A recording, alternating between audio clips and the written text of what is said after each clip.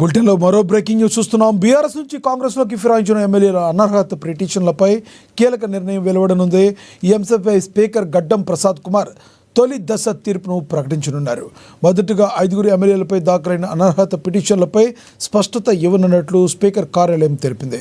తొలి దశలో ఎమ్మెల్యేలు తెలం వెంకట్రావు, బండ కృష్ణమోహన్ రెడ్డి, ప్రకాష్ గౌడ్, గూడెం మహిపాల్ రెడ్డి, అరికెపుడి గాంధీపై దాఖలైన పిటిషన్లపై తీర్పు వెలువరించనున్నారు. ఈ పిటిషన్లపై 4 వారాల్లోగా నిర్ణయం తీసుకోవాలని సుప్రీంకోర్టు విధించిన గడువు గురువారంతో ముగియనుంది. దీంతో గడువు ముగిసేలోగా స్పీకర్ తీర్పు ప్రకటించాల్సిన పరిస్థితి ఏర్పడింది. దీనిపై మరింత సమాచారాన్ని హరీష్ అందిస్తారు లైవ్ ద్వారా. హరీష్, చెప్పండి, మీ దగ్గరున్న తాజా సమాచారం ఏంటి? ప్రసాద్ కుమార్ తీర్పు వెలువరించే సమయానికి ఏ సమయం అయ్యే అవకాశం ఉందంటారు? లక్ష్మీ, తెలంగాణ రాష్ట్ర రాజకీయాల్లో ఒక సెన్సేషన్ క్రియేట్ చేస్తున్న ఏదైతే దానికి ఈరోజు తెరపడున్న నేపథ్యం అయితే కనిపిస్తా ఉన్నది. ఏదైతే కాంగ్రెస్ పార్టీ అధికారంలోకి వచ్చిన తర్వాత బీఆర్ఎస్ పార్టీ నుంచి కూడా 10 మంది ఎమ్మెల్యేలు అధికార కాంగ్రెస్ పార్టీకి వచ్చారు. వారికి సంబంధించి కూడా అనర్హత వేయాలంటూ కూడా ఒకవైపు స్పీకర్ ని ఆశ్రయించడం జరిగింది. మరోవైపు సుప్రీంకోర్టుకు సంబంధించి కూడా బీఆర్ఎస్ ఎమ్మెల్యేలంతా కూడా సుప్రీంకోర్టును ఆశ్రయించారు. దానికి సంబంధించి కూడా సుప్రీంకోర్టు స్పీకర్ గడ్డం ప్రసాద్ కుమార్ కి సంబంధించిన విచారణ జరిపించి ఎమ్మెల్యేల పైన చర్యలు తీసుకోవాలంటూ కూడా ఆదేశించడం జరిగింది. గత అక్టోబర్ 30వ తేదీకి సంబంధించి కూడా గడువు ఇచ్చిన పరిస్థితి కావచ్చు. తద్వారా మరోసారి ఏదైతే ఇదే అంశానికి సంబంధించి కూడా సుప్రీంకోర్టులో మరోసారి వాదనలు వినిపించాయి. ఇక సుప్రీంకోర్టుకు సంబంధించి కూడా సీరియస్ అయిన పరిస్థితి ఉంది. ఇక 3 నెలలు కావస్తుంది, గడువులోపు కూడా ఆ విచారణ జరపలేదు కాబట్టి ఇక సీరియస్ గా అయితే స్పీకర్ కార్యాలయానికి సంబంధించి సుప్రీంకోర్టు సీరియస్ అయిన పరిస్థితి ఉంది. మరొక 4 వారాలు గడువు ఇచ్చిన పరిస్థితి. దానికి రేపటితో తెరపడనున్నది. రేపు సంబంధించి కూడా 4 వారాల పాటు రేపు డెడ్ లైన్ కాబట్టి ఈలోగా తీర్పు వెలువడించాలి. కాబట్టి ఈరోజు స్పీకర్ గడ్డం ప్రసాద్ కుమార్ ఈ రోజు సంబంధించి కూడా 3:30కు ఎమ్మెల్యేలు 5 తొలి దశలో విచారణ జరిపించిన 5 ఎమ్మెల్యేల పైన కూడా ఈ రోజు 3:30కు ఆయన తీర్పు వెలువడించిన పరిస్థితి అయితే కనిపిస్తా ఉంది. ప్రధానంగా దీంట్లో 10 మంది ఎమ్మెల్యేలకు సంబంధించి కూడా 5 మంది మొదటి పలు దఫాలుగా కూడా విచారణ జరిపించారు. ఇక పిటిషనర్ సంబంధించి కూడా బీఆర్ఎస్ పార్టీ నుంచి కూడా కేపీ వివేకానంద్ వర్సెస్ అలాగే భద్రాచలం ఎమ్మెల్యే తెల్లం వెంకట్రావుకి సంబంధించి కూడా ఆ పిటిషన్ కావచ్చు, పల్లా రాజేశ్వర్ రెడ్డి అలాగే బండ్ల కృష్ణమోహన్ రెడ్డికి సంబంధించి కూడా ఆ పిటిషన్ కి సంబంధించి కావచ్చు, అలాగే కల్వకుంట్ల సంజయ్ వర్సెస్ అలాగే పి ప్రకాష్ గౌడ్, అలాగే చింతా ప్రభాకర్, అలాగే వర్సెస్ గూడెం మహిపాల్ రెడ్డి, ఇక కల్వకుంట్ల సంజయ్ వర్సెస్ అల్కపూడి గాంధీకి సంబంధించి కూడా ఈ 5 మంది ఎమ్మెల్యేల పైన కూడా పలు దఫాలుగా ఆ స్పీకర్ కార్యాలయంలో విచారణ జరిగింది. స్పీకర్ అడ్వకేట్లకు సంబంధించి ఏదైతే పిటిషన్ తరపున అడ్వకేట్లు అలాగే ఎమ్మెల్యేలకు సంబంధించిన పార్టీ ఫిరాయించిన అయితే హరీష్, ప్రధానంగా చూసుకుంటే దేన్ని బేస్ గా చేసుకుని ఈ తీర్పు వెలువరించే అవకాశం ఉంది? ఎటువంటి గైడ్ లైన్స్ పాటించే అవకాశం ఉంది స్పీకర్?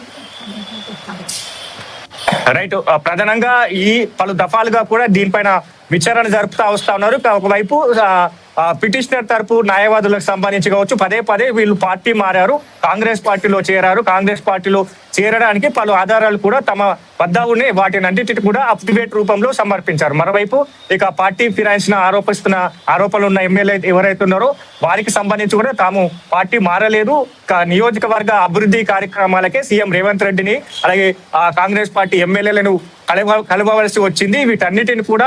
వీటన్నిటిని వారు కొట్టిపారేస్తున్న పరిస్థితి ఉంది. మరోవైపు ఎమ్మెల్యేలంతా కూడా మాజీ సీఎం కేసీఆర్ కి కూడా లేఖ రూపంలో తెలపడం జరిగింది. తాము పార్టీ మారలేదు, బీఆర్ఎస్ పార్టీ సిద్ధాంతాలకు కట్టుబడి ఉన్నామని కూడా ఆ లేఖ రూపంలో తెలపడం జరిగింది. ఈ అంశాలన్నింటినీ కూడా పలు దఫాలుగా జరుగుతున్న స్పీకర్ విచారణలు కూడా ప్రస్తావనకు వచ్చిన నేపథ్యం అయితే కనిపిస్తా ఉన్నది. కాబట్టి మొత్తంగా ఈ అఫిడవిట్ కి సంబంధించి కావచ్చు, ఏదైతే అడ్వకేట్ల సమక్ష పలు దఫాలుగా ఈ పిటిషనర్ వర్సెస్ అలాగే ఎమ్మెల్యేల విచారణ కొనసాగింది.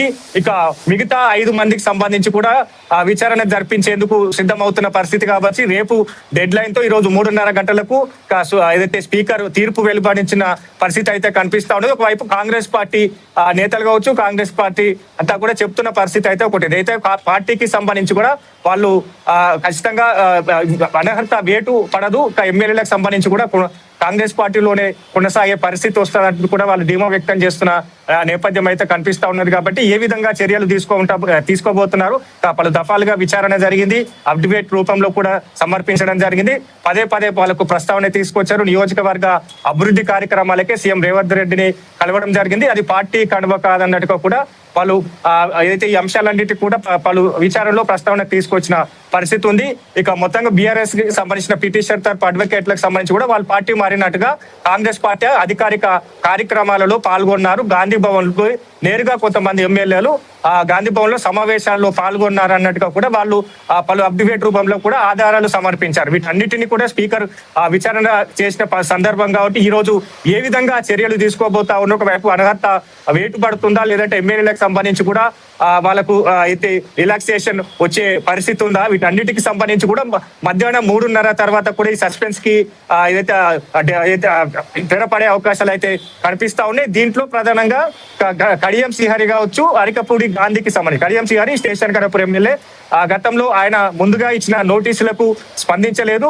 తద్వారా మరోసారి మొన్న స్పీకర్ కి సంబంధించి కూడా నేరుగా స్పీకర్ ని కలవడం జరిగింది. తమకు కొంత సమయం కావాలని కూడా station Ganapur MLA Kadiyam Srihari speaker సమయాన్ని కోరారు. ఏదైతే దానం నాగేందర్ ఖైరతాబాద్ ఎమ్మెల్యే దానం నాగేందర్ కి సంబంధించి కూడా ఇప్పటి వరకు నోటీసులకు రిప్లై ఇవ్వలేదు. కాబట్టి ఇక మిగతా ఈ 5 మంది ఎమ్మెల్యేల పైన ఏ విధంగా ఉండబోతుంది, దానం నాగేందర్ సంబంధించి కూడా ఆయన రిప్లై ఇవ్వలేడు. కాబట్టి ఆ దానం నాగేందర్ పైన ఏ విధంగా చర్యలు తీసుకు అంటే ఈ 5గురికి సంబంధించి కూడా ఈ రోజు ఈ సస్పెన్స్ కి ఈ రోజు తెరపడి ఉన్న పరిస్థితి అయితే కనిపిస్తా ఉన్నది. పలు దఫాలుగా విచారణ చేసిన నేపథ్యంగా అప్డేట్లను పరిశీలించిన తర్వాత ఈ రోజు స్పీకర్ ఎలాంటి నిర్ణయం తీసుకోబోతున్నారని కూడా రాష్ట్ర వ్యాప్తంగా ఒక ఏదైతే సెన్సేషన్ క్రియేట్ చేస్తున్న నేపథ్యం ఉంది. దీనికి మధ్యాహ్నం తెరపడే అవకాశాలు అయితే ఉన్నాయి. Laxman, thank you Harish.